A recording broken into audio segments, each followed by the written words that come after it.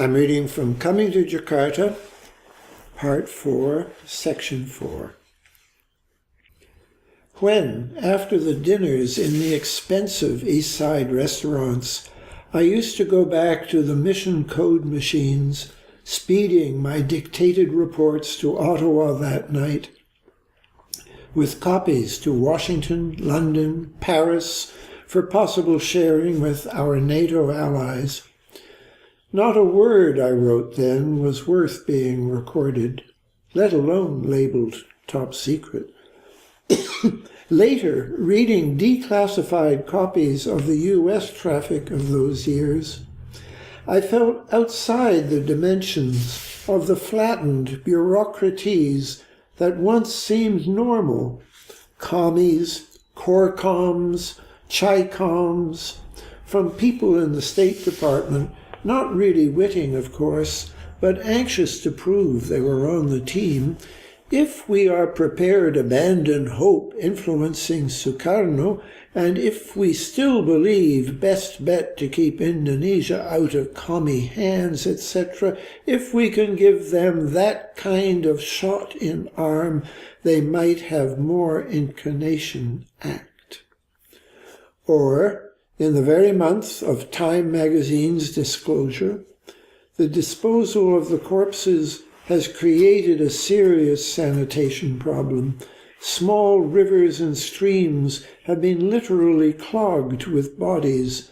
River transportation has at places been impeded. Emotion without judgment, as if pour encourager les autres, while the language of world order is one of judgment at any cost, uncontaminated by emotion. E.g., military leaders' campaign to destroy PKI, the Communist Party, is moving swiftly and smoothly. An outgoing from George Ball, the opponent of escalation and devil's advocate, i.e., the one lone dove. We may be confronted within weeks with situation we have hoped for, i.e., a new government. Or this incoming from the new ambassador. Elimination continues apace. Party formally terminated in 14 provinces, only 11 more to go. Continuing massacre Bali. Many headless bodies encountered on roads. Tourists well advised to postpone pleasure trips to Island of the Gods. A society which declassifies its documents after it is too late to make any difference will publish anything, as did the LA Times. The Communist Party attempted to seize power and subjected the country to a national bloodbath. Or you, Robert Chaplin, writing from CIA sources for The New Yorker, they went to their deaths in white funeral robes with an astonishing passivity, as if admitting their guilt. 4.5. Action. I do not mean the log bouncing 4 times down from the jack-ladder into the Rivière aux Outardes, the fluke by which I survived the stinking bunkhouse of the Quebec North Shore Paper Company with men who could spend 6 weeks' salary on a Rimouski weekend. Even less the compromise Canadian amendment, which, to the distress of the French, passed by a large majority at the Conference on Diplomatic Intercourse in the Grand Hall of the Vienna Hofburg. I mean the melancholy beauty of a fog-calm morning on the Sproul Hall steps, which Governor Reagan had declared off-limits to any assembly, between a few chilly spectators and the gas-masked, riot-helmeted highway patrol. We were 30 faculty asserting a high view of our constitutional rights. And when the patrolmen, arms linked, billy clubs presented but not menacing, began to push us so silently you could still hear the baffled pigeons, the fountain in the wet gloom. They came first to myself and to David Kretsch, who had already suffered his first bad heart attack. I looked in his face, forgetting all the others, as if to say, Kretsch, what does one do now? They are moving so slowly that if we somehow refuse to be displaced, we will have converted history into that moment of resolution all of us have been waiting so many years for. But it was too late. Already we were being nudged to one side in slow motion. The way a sure hand guides crumbs off a table, to where the captain, in the presence of all of us, said, "Congratulations for a job well done." But we all knew there is no easier task than to sweep away faculty. It was not in the next day's paper, not even the campus paper. And I knew afterwards the failure was not just our lack of planned options, but my much older habit of inevitably looking to someone else. And though Kretsch is now dead, I still think of that moment, face turned, impending sticks, helmets, those baffled eyes. That was Peter Dale Scott, poet, political researcher, and former Canadian diplomat and UC Berkeley professor, reading from Coming to Jakarta, his book-length poem on the 1965 Indonesian massacre. My name is Freeman Ng. I'm a former student, and this is our latest installment in a series of podcasts where we'll be reading through the entire book. Well, today we see two snapshots of former roles of yours, one as a Canadian diplomat and one as a UC Berkeley professor. And activist. An activist, Like yes. for the first time, because we had the section before these two was a protest, but I was just one of the people milling around. And here, well, let's deal first with, I was a very junior diplomat at the UN. It was my job to write up the accounts of the speeches made in the UN Assembly. And I share my later opinion that not one word of it was worth being recorded. The technology was quite amazing because I would write these very long cables and they would be automatically put into code and then transmitted to all these capitals. So I felt very important at the time, right. But I don't see it as being the slightest bit important in retrospect. I love the quoted phrase, our NATO allies. There's, three simple words that convey your innocence and right. naivete at the time. And the way we were all treating ourselves is important. Right. And literally, I would put top secret on these cables. It was all going to be in the New York Times the next day, but it was a code inside the Foreign Service that if you wanted to be read, you had to say at least secret or top secret, because if it was just confidential, nobody would be interested in it. And then these odd words, commies, corcoms, chicoms, the Canadians never did that, but the Americans did. And I saw later, not at the time, that this was a way of dehumanizing the enemy so that you could treat them as if they were not to be afforded the kind of rights and privileges that you would give to ordinary humans. Well, the thing that fascinates me is that not only was it a way to dehumanize the enemy, but as you write here, it was apparently a way to make yourself part of the team, to Right. follow the crowd. Exactly, yes. You're in the club if you talk this way. I certainly from the American point of view, I don't think I was ever really very much in the club. But it's interesting that this poem as a whole also, I think, raises the question of the extent to which people participating in an evil system are doing it for all kinds of human reasons, not necessarily for reasons of hate or destructiveness or...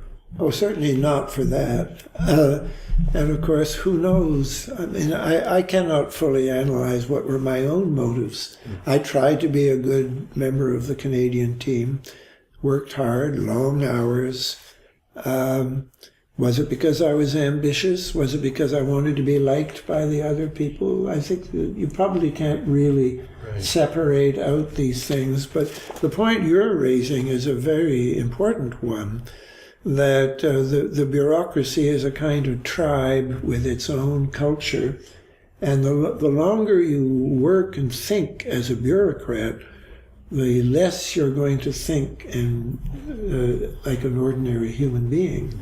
And words like saying Korkoms instead of Korean communists just reinforce that kind of deviation into a special kind of bureaucratic universe.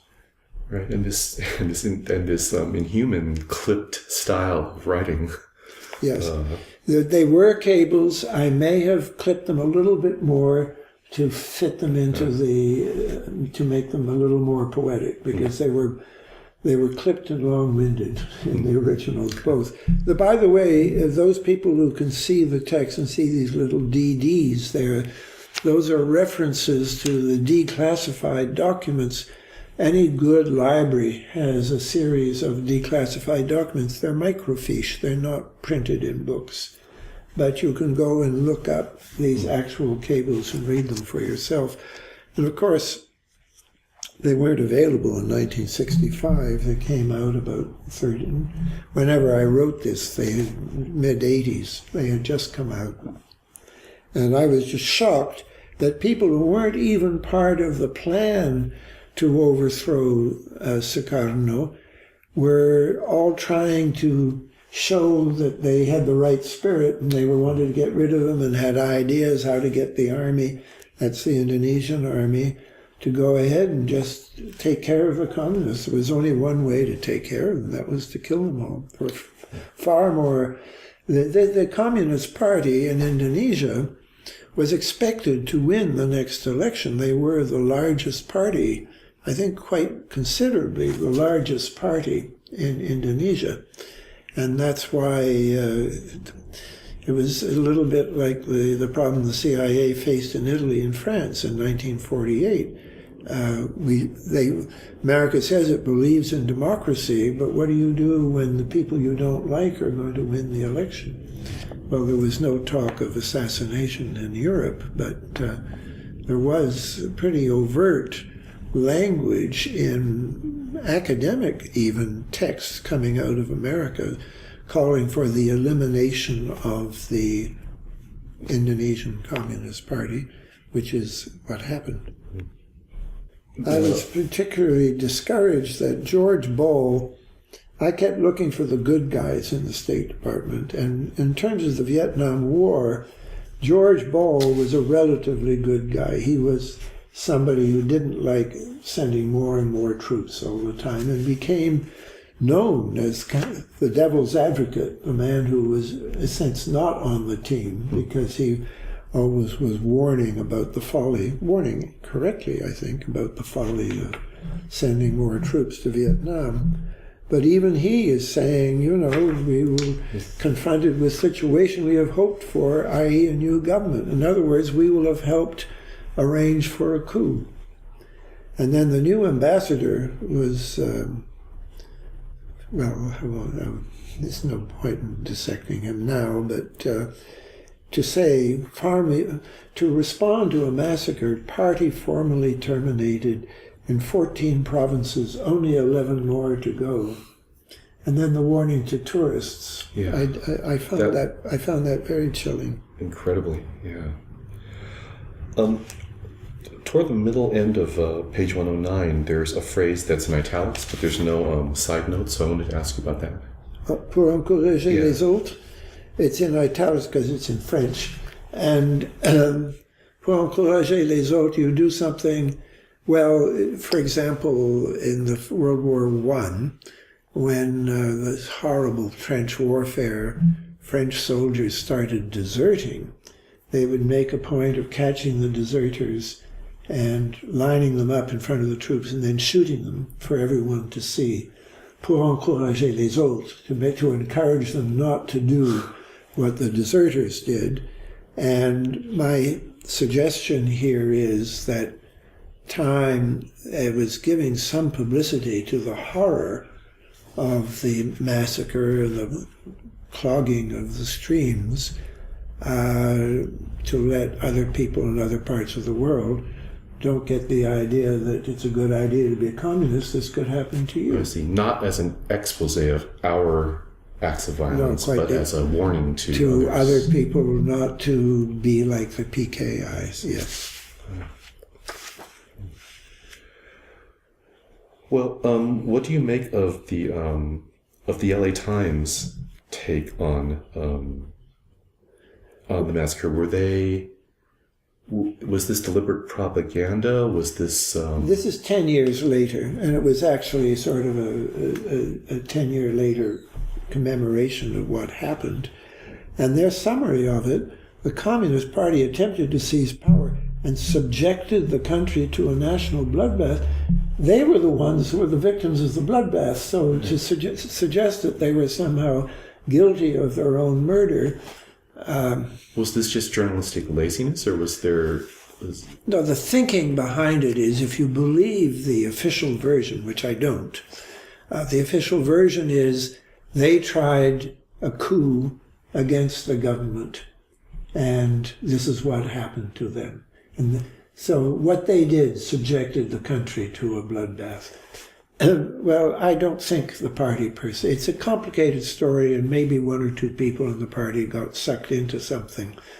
But to accuse somebody of being responsible for their horrible murder, I don't know what kind of audience we are supposed to be who can read something like that and not think about the inversion of it. And Robert Chaplin is a different case because he was quite a good writer. I read him a lot.